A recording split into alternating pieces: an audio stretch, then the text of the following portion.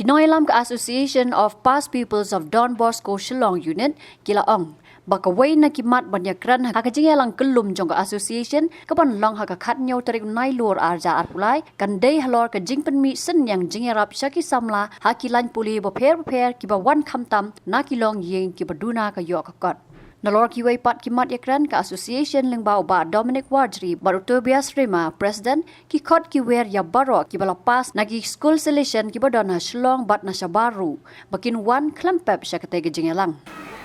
Dear fellow past pupils, with immense joy and great pleasure, I am happy to inform and to invite you all to the most awaited upcoming event of the past pupils,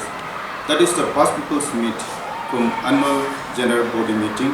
of the past pupils of Don Bosco Technical School Shillong Unit, which will be held on the 17th September 2023 at Don Bosco Technical School Shillong. The arrival time for the invitees, dignitaries and past pupils is from 8:30 a.m. up to 9:30 a.m. Don Bosco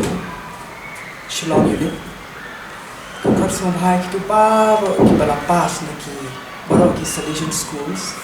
kibarang po Shillong baca Shillong ikot sumabhay pi namtakan ka annual rally ketika pengujudan man Islam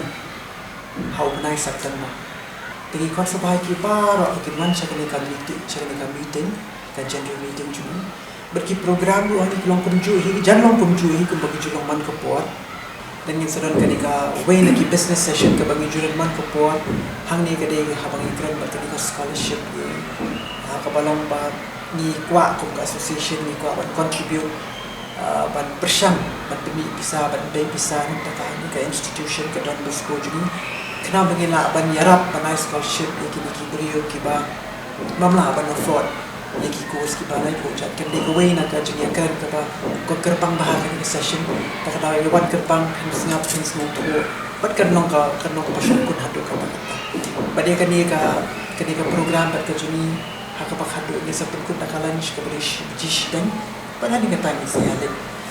shalaye kumajulang ban ko